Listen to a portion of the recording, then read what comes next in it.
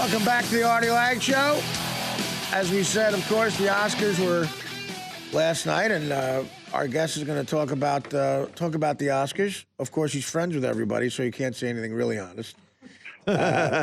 Please welcome back. How sad are you, Artie, that Leo lost? You okay today? Let me tell you, well, first of all, Ben Lyons. Let me tell you something. I'm a fan of Leonardo DiCaprio. I think eventually he might be one of those guys like Paul Newman, where like when he's 72, they'll give him an Oscar for all the other roles he's played. He's had some bad luck because there's no way. I mean, I said this earlier, and you'll hopefully agree with me because it's the truth. You get a guy like Matthew McConaughey, good-looking guy, been a star for a while, who loses a bunch of weight to make himself supposedly look less attractive. To play a guy with AIDS, that guy's winning the Oscar, right? I mean, it's bad timing for Leo. Of course. I mean, you look over the years, anytime, these beautiful Hollywood stars lose weight or they get ugly like Charlize and Monster and Nicole Kidman in The Hours, the Academy goes nuts for it. Right. You throw in some transgender, AIDS guys and True Story and, Wolf of Wall Street is a lot of fun in the moment, but it doesn't have that same type of emotion that, the Academy's older, Artie. I saw it last night. There's people that are 70, 80, 90 years old in the Academy. Wow. And, that's an easier performance for them to get behind and root for. I think DiCaprio is more like he's like a modern day Cary Grant when he's playing like a suave guy. Like in Catch Me If You Can, I love him. That's my favorite thing he's done. Yeah, when he's playing like a suave guy, he doesn't miss much, man. Even when he does miss, I can take a bad Leo movie like a Shutter Island or something like that. Still, I like that. That was good, but yeah. But yeah, man, what else did you think? Last night was crazy, dude. Like, we're sitting there and it's one person after another, and it's very surreal and weird, and John Travolta doesn't know how to say Idina Menzel. I don't know what happened to that. I know that. And his hair, Travolta's hair, there needs an intervention at this point. He looks insane. Yeah, he really does look insane. But yeah, I mean, it was the Oscars, it was too long. There were some corny bits, so there weren't some great musical numbers, and that was it, maybe you'll agree with me here, too. I think they should just never again try to have an edgy guy comedian host. They just don't like it. It's not the night for that type of humor. Letterman, Chris Rock, even last year with Seth MacFarlane, they don't like the smug comic who's going to make fun of them.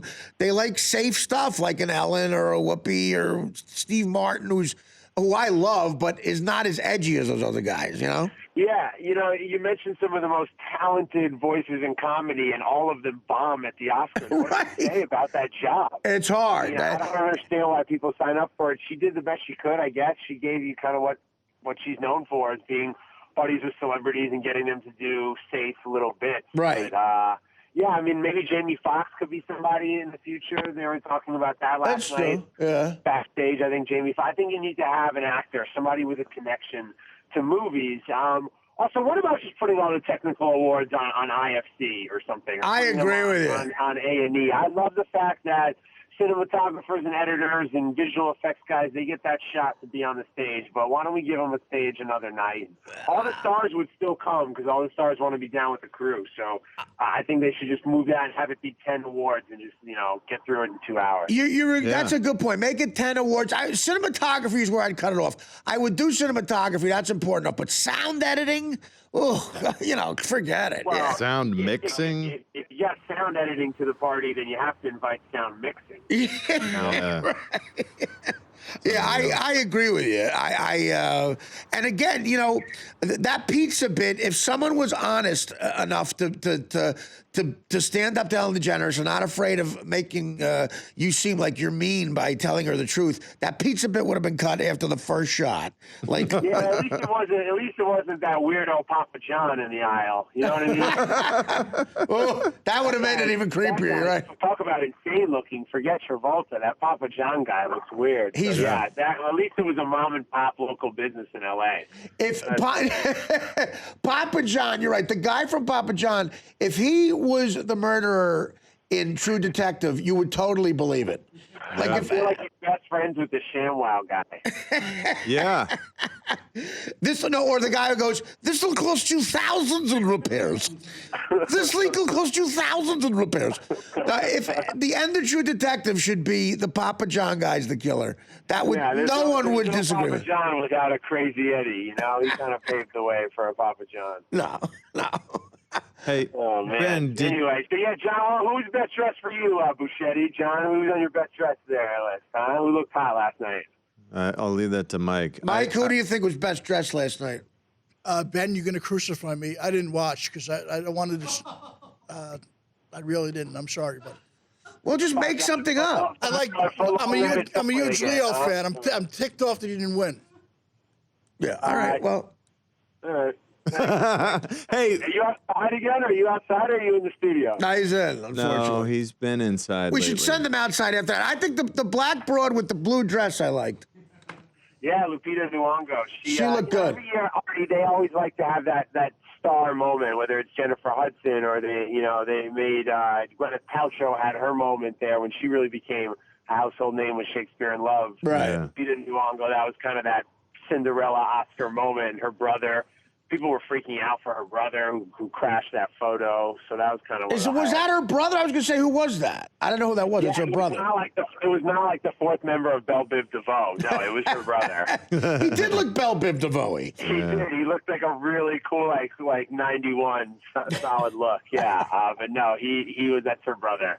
John? He kind of became a star last night, I guess, for some. Hey, Ben, I was surprised. Hey, I was surprised American Hustle got shut out, man. 10 nominations. Yeah. I went and rewatched it again this weekend. I really enjoyed that movie. I was surprised. I thought it was going to get something for either original screenplay or costume design or something. The movie was great, but it was in an unlucky time, like Leo in a way, with the Wolf of Wall Street. They were almost too mainstream, those movies. You had real, like, hardcore Hollywood favorite subjects, like, AIDS and homosexuality and sexuality in general, and, the slave issue with race. I mean, those movies are going to win, Yeah, a story that explores an amazing story in the world of slavery is probably going to win out on that expose about stockbrokers taking loot. That's what I mean. Yeah, exactly. were there any surprises, or was this the kind of the favorite one every category? It did. It kind of was. Yeah, it was down the middle, including in all the technical categories. Maybe the upset was song that a lot of people thought Pharrell was going to win because he's more famous than Idina Menzel. I was going to say, who did win? Who won the song? The people, Frozen, the song called Let It Go. Frozen, okay. Yeah. Right. So, but you're right, John. It just kind of went down the middle. All these awards, when we were kids growing up, like, the Oscars was the only show you watched. Maybe if, like, Artie was on the VMAs or something like that, you would check it out. But no. Like, now it's the BAFTAs and the SAGs and the critics and the spirits, and it's just so many of them. Yeah. So many of them that you can really prognosticate and pick them ahead of time if you pay attention to all the other shows. Yeah, They're right. big money makers for networks. When I worked at Sirius and with Howard at Viacom, I got to be friendly with Mel Karmazin, who was the head of Sirius and the head of Viacom, which meant he was also the head of MTV for a while. And a couple of times I went to dinner with him, and I would try to ask the business, talking about the business a little bit. And he always said, God, those award shows are my favorite things ever. They cost nothing. Everybody shows up. Every big star shows up because they want to be seen or maybe win. And you sell a boatload of advertising. Oh, dude, all the time. You look across all their channels, there's so many award shows there. Yeah. And, you're absolutely right. Did you ever play like a rock and jock game or anything? Well, I've done the Beach Bowl for DirecTV the last 3 years. Those are fun. Right. I played in 2 celebrity softball games, back in the day for MTV. Back in the late 90s, me and Norm were as a matter of fact, 1999, here was the infield, 1999 at the Rock and Jock softball game. I was at third, Norm at short, Ray Romano at first, and Kevin James at second. Wow. Hell of an infield. So the right side of the infield had syndicated sitcoms. And me and Norm we had a gig that night at the Improv in Tempe, Arizona. Yeah, it's a real imbalance in that infield there. Yeah, but That was it, man. What do you think of McConaughey's speech? Some people were saying it was a little rehearsed. He didn't shout out anybody from the movie. Yeah, he clearly knew he was going to win. I mean, he said it verbatim the way he's been saying it, I guess, in his car for the last 2 months. A little self-indulgent. We had Boschetti read it word for word earlier, and it's not as charming. It's not as charming. Shane, I would really like you to send me that, please. Yeah, well, it's a good-looking guy who gets away with saying stuff like that. You know, but he's a good actor, man. He really is. But, you know, we and you and I talked about this before. It was really like a 3-year, 4-year deal for this guy. You know, when he did The Lincoln Lawyer, he made an average movie a little bit better. Yeah. Kind of like what Bradley Cooper did with Limitless. Right, I forgot about that. Yeah. You know, and then he went and did movies like Mud and Killer Joe and Bernie, these indies that if you saw him, you saw that he was good, and if you didn't see it, you didn't see it. It wasn't a big deal. Yeah. And then did Magic Mike and made that a little bit better for people. So, yeah, it's just kind of like a 4-year deal for him. Yeah, I feel like the everyday viewer, like myself, who doesn't see those indies, my impression of Matthew McConaughey was he was kind of just a big Hollywood star who would hack it up a little bit if asked to, apply the art of acting. He got a chance to show himself off a little bit. And all of a sudden, he is a good freaking actor. Well, Ben, everything he does. That's a good point. George Clooney explained it the best. I think after Batman and the Peacemaker and all that stuff, he said in an interview, he said, look, I looked at my bank account and I said, I'm not going to have to worry for the rest of my life, and neither will my family. I have the power. Why not hook up with the Coen brothers and say, like, anything you guys make, or Alexander Payne, you guys are great. I have the power to get your movies made. Let me be in them, and I can change my career around to a respected career. And that's exactly what he did. Leonardo DiCaprio did it with Scorsese, and Clooney did the same thing, and that's playing it smart, Yeah, it's true. And McConaughey now also getting a boost from True Detective. A lot of people talking about amazing. That show. It's unlike that, when Eddie Murphy was up for Dreamgirls and all around L.A. the week to go in the balloting, and there he is as Norbit on every billboard. I know. That's right. You know what I mean? I mean, it's tough. Like, these people are very easily persuaded. There's 6,000 voters in the Academy. Someone could say, I went to a screening in Nebraska and Bruce Dern was really nice. I'm going to vote for him, Right. It's crazy. Well, my mother, I'm in the Screen Actors Guild, and I'm going to let you know the secret. My mother has voted for the last 6 Screen Actors Guild Awards. I just give her the ballot. So everything kind of counts, and the whole thing really is like a presidential campaign. It's a big buildup. And Bruce, you'll appreciate this as a sports guys. Bruce Dern, who's nominated for Nebraska, he used to run marathons. Yeah. He used to run ultra marathons, like 50-mile marathons. And he's in Malibu with his buddies one day, and he says, "Let's do something no one's done before."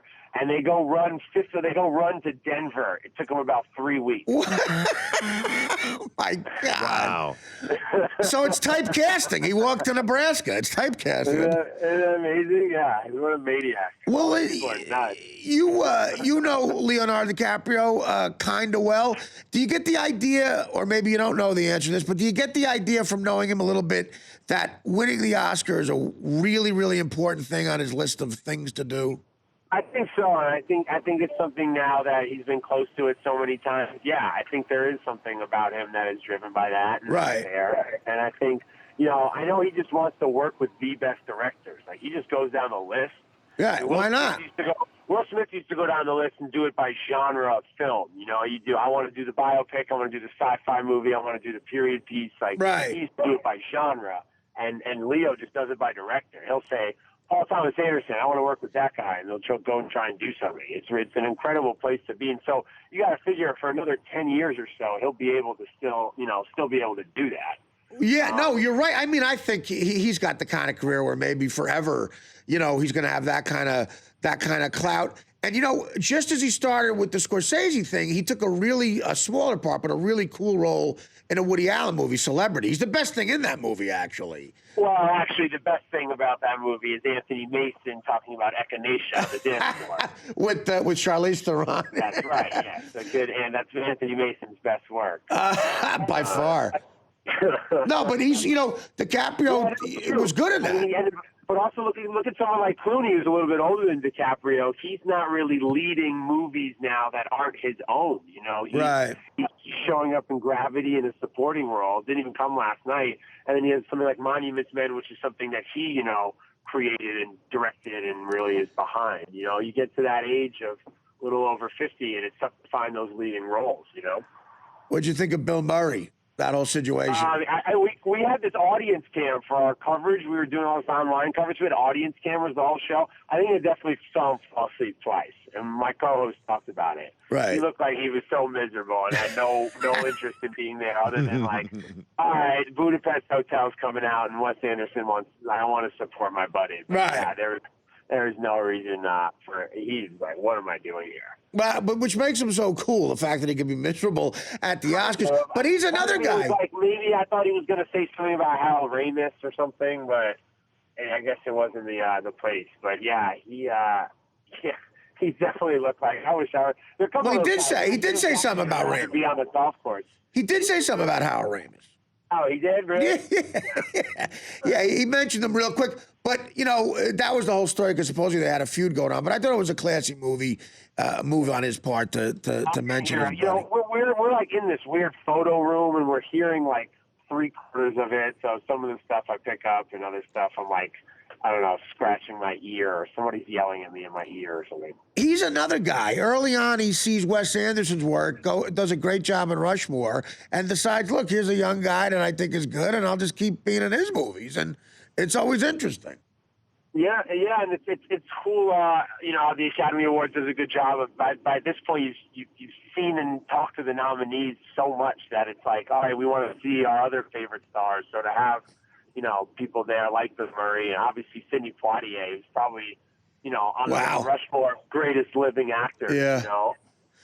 That was pretty cool. I thought last night as well. Wow, he looked like he was about to just step into the in memoriam.